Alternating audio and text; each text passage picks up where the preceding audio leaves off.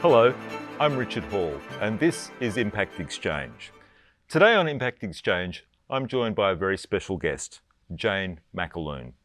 Now, Jane is a Monash alumni with degrees in law, economics, and corporate governance. Jane, welcome to Impact Exchange. Thanks, Richard. It's fantastic to be here. That's good. Yeah, you've had an amazing corporate career. You've had over 30 years. You're currently working in strategic and corporate advisory, and you're on a number of boards, including the boards of Viva Energy, Healthscope, Energy Australia, and Cogstate. Yes. Previously, Group Company Secretary at BHP, and before that, senior roles at Energy Australia, as well as a number of big roles in the New South Wales government. An incredible career. How did you manage it all? How did you keep it going? And how did you stay motivated? Don't you think life is really serendipitous? So if you thought 30 years ago that you might be doing a whole bunch of things that you've just described, well, you couldn't write it. And it's not that it's good or bad, it's just what it is. And I've always thought that where there's an opportunity, why wouldn't I say yes? So I'd often look around the room at people and think, I wonder what you've got in terms of skills and experience to be able to do that job. And that looks really interesting. I think I'd like to do that. So I used to people watch a lot, and I found that really interesting and fascinating, and that encouraged me to look at a whole bunch of different things across different sectors. And when people offered me something, I usually said yes. I don't think there's any time where I said no. So motivation really comes from, I guess, the freedom to say yes and not be scared about it. Yeah, okay. So I think sometimes, what do they say? History belongs to the people who show up. And I think that opportunity, when opportunities arise, having that bias for saying yes is absolutely key. But it's not always easy, particularly as an emerging woman in business in particular. And obviously I do want to speak about your experience as now a very senior, established and accomplished women leader in Australian business. And obviously talk about some of the issues around gender equity, in particular contemporary Australian business. And we do hear corporations increasingly, Jane, talking about customer centricity, customer focus. But often, I might say, this seems to be rhetoric, because when I'm in the business of talking to the above-mentioned kind of corporation, perhaps not in the health sector, where clearly it's a caring profession and established on that, I think you've got a better chance. But if we talk about utilities or we talk about somewhere else, we're just not always getting that kind of reality in terms of the experiences as customers. So what do you think can be done in those different environments? You've got experience broadly across those sectors too. Is there chances there for improvement? I think there is. So the customer is empowered now in a way that's never been the case before. And we've learned that through examples like Amazon. So people do talk about the customer or the client or the patient being at the centre. People talk about patient-centred care or customer-centred service delivery, etc. To do that, you have to work back out of that. So you have to really deeply understand in your organisation what that means. But if you stand back from that, there's a few other things that need to be aligned to be able to deliver that. The first thing is, do you really, in your DNA, understand the purpose of your organisation? So the corporate purpose, I know everybody talks about, I know that. But if they really, really, really in their DNA understand their corporate purpose and where it intersects or aligns with social purpose, i.e., what is the benefit to the broader community of the things that you do, then you can, with your leaders, start to develop a culture that understands what that means. It has to be an experience for our people. People need to know, people in an organisation need to know that what leaders care about is what they care about. And particularly when you're on the front line, that leaders really understand, this is board and management and leaders through the organisation, really get what it's like to be on the front line, to have to confront really sometimes very distressed customers. So there's a culture that supports that. And then there is the capacity, I think, to articulate what that means and how that shows up and the kind of values and also really more the behaviours that support those values. I know it sounds like words, but when you see it in action, it's actually it's actually not rocket science. It is difficult to implement because it requires consistent application and dedication to this. And without dedicated leadership and people signed up for the challenge, then it doesn't work. But I absolutely believe that it can. Absolutely. And can you perhaps reflect for a moment on organisations where you think you've seen this, or you see this emerging, you can see it actually happening, like organisations that you might admire for the way in which they treat not just their people, but also their customers and clients? Yeah, and so I do. So Energy Australia, so the electricity and gas retailers are not widely liked, and we understand all of that. So there's been a whole lot of reasons articulated publicly around why energy prices are as they are. And at the end of the day, people don't really care. They just know they've gone up and they're not happy about it. And you would wonder how in those organisations would you motivate people to care about customers? Because people are not, people who are ringing up can be, fair enough, can be quite demanding about things. Sure. What's going on? I don't understand. It's too complex. I don't feel you're on my side. I don't think you really get what it's like to be under a lot of pressure, and I can't afford to pay my bills. So there's all of those really, really difficult, discussions that people bring to those telephone calls. But the organisation, Energy Australia, is really going back to the basics and trying to understand, have articulated the purpose of the organisation. And it's interesting because with utilities, your purpose, the corporate purpose and social purpose, there's such a significant alignment or overlap in theory, because electricity is an essential service. If that's not a social purpose, I don't know what is. And we've spent a lot of time, I'm on the board there, we've spent a lot of time attracting really good people who have a lot of highly relevant experience. Now, and we think, we think it's imperative on us to look after those people because they do such a good job.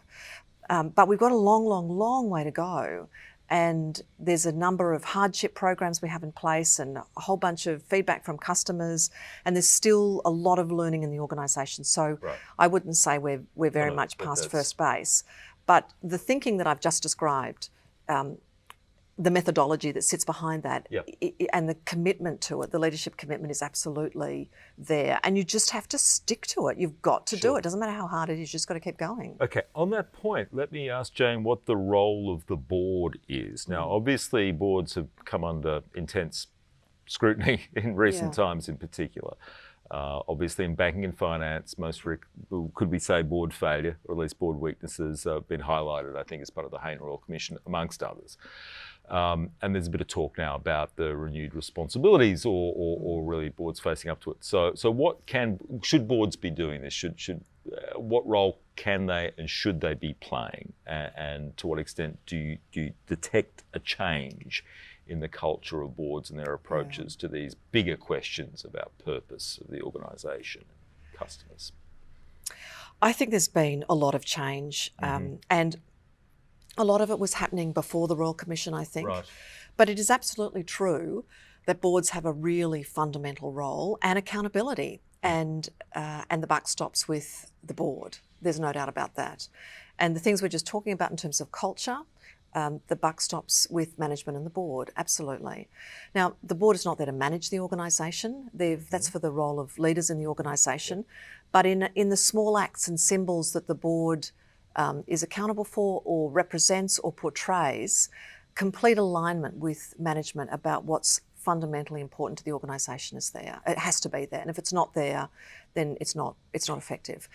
I still maintain that the relationship between chairman and chief executive is the most important relationship in the organisation. If that alignment is good, then there's a lot that can be achieved. Not too close. They're different roles. There needs to be constructive tension.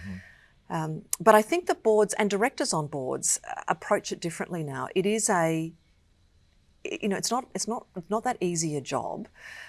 You need to be able to work together as a team, and collectively the skills and experience you bring, you really need to be able to work with management in a governance sense, to work with management to set the direction, ensure resources are there. There's a monitoring function, all of those kinds of things that we know. But there's also, and how do you know that the organisation is the way you think it is? How do you know that the culture is the way that the board and management wish it to be? So there's a lot of work and extra activity that you have to engage into to get across those kinds of things. And that's just what it is. And for me, I'm really motivated by learning and influencing.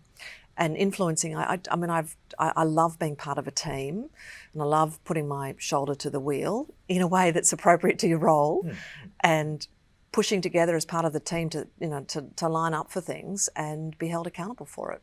Now, what about diversity on boards? I mean, one of the classic accusations is, the alignment, the proximity was too close between the executive team and the board, but also the boards weren't sufficiently diverse. And Australia doesn't have a great track record, gender diversity being just one dimension, but a key dimension. So any thoughts about ways in which we can, I'm assuming that we might, you would agree that diverse boards, all things being equal, are better. How do we increase the diversity of our boards effectively? Does it require legislative intervention, targets, a culture change? What are your views on that? Yeah, so I absolutely agree that diversity is essential, diversity in its broadest sense. So if your leadership team and your board is not representative of the customer base that you serve, then that empathy with customers or patients or clients is you can't just fake that stuff. Yeah, right. You have to have the capacity to understand and really understand that. So diversity is absolutely crucial. Over the years, I have toyed with in my own mind what are the best ways to do that, and there's been a huge amount of work that has been done by many organisations, and the US and the UK have been, well, the UK in particular has been progressive, and that's been forced in a voluntary sense.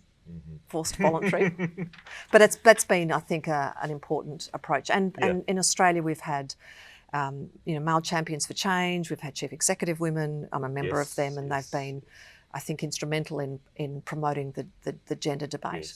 And I think the gender debate was the right debate to have first, because it was just so obvious that boards weren't representative of the broader population. And there's been a huge amount of work done. But I don't think, I do believe that structural intervention is required. I don't mean legislative change, and I don't mean quotas, but I do mean a structured, formal dialogue and conversation and challenge about why these things are important. And I think to a large degree, a lot of that's been happening. And so you see a lot of boards now way more representative. Most boards will have at least, ASX 200 boards will have at least 30% women. And it is absolutely true that you need critical mass, and that's the point, isn't it? So two of anything. If you had all women and two men, I've worked in teams, for example, where we've been mainly women, and that's it's not always healthy. Well, no, I think you're better off when you have a bunch of different views around the table. So I'm really optimistic about the way gender representation is going. There needs to be more work done on the pipeline coming into management. That's a more difficult exercise, but there are many, many organisations that are doing some amazing work. And my old organisation, where I was on the executive team, BHP, have made a commitment. I think it's 50% of their workforce female by the mid-2020s. And, that's a male-dominated industry, the mining or natural resources sector. Sure. And, if you talk to them, they've got really clear views about how they'll do that. And it is through those structured kind of things. So there's a dialogue, and then there is some supporting HR processes and systems that, looking more broadly for people. And with technology change, for example, you don't need big muscles like you used to be able to, swing a pick. It's a very different environment. It's a very sophisticated environment now. Sure. So, I'm very hopeful. Jane, thanks very much. Just I'd like to see and understand what's next for you.